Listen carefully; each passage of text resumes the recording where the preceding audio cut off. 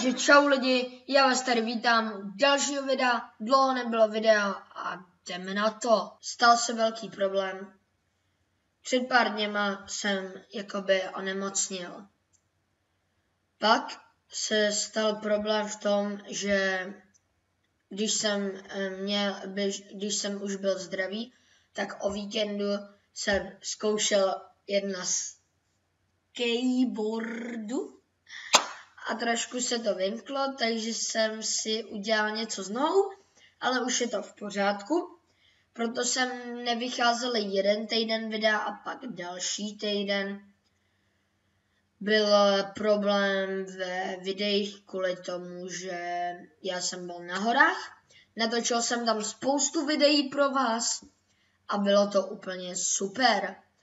O tomhle tématu, o kterém tady teď mluvím, budu určitě točit ještě nějaká videa. Hlavní věc, kterou bych chtěl říct, je ta, že tohle video bude trochu kratší, ale s tím počítám. A tak. Hlavní věc, proč teda nevycházely ty videa, které jsem natočil, tak bylo to z důvodu toho, že jsem měl půjčenou kameru a mě nějak nejdou videa z toho jakoby dát do nahrávacího programu, neboli ne do nahrávacího, do stříhacího programu, přes který stříhám videa. A byl tam problém právě, že mi to do ní nešlo dát, tím pádem jsem to nemohl sestříhat ani vydat. Tak.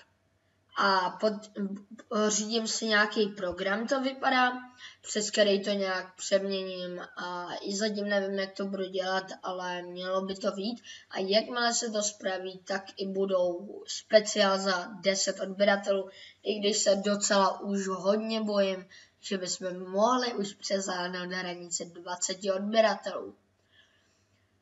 Asi rozjedu takovou sérii, která bude každý týden, ale nejsem si jistý, musel bych ji dobře rozjet, možná by ani nebyla každý týden, to si nejsem jistý, ale tak.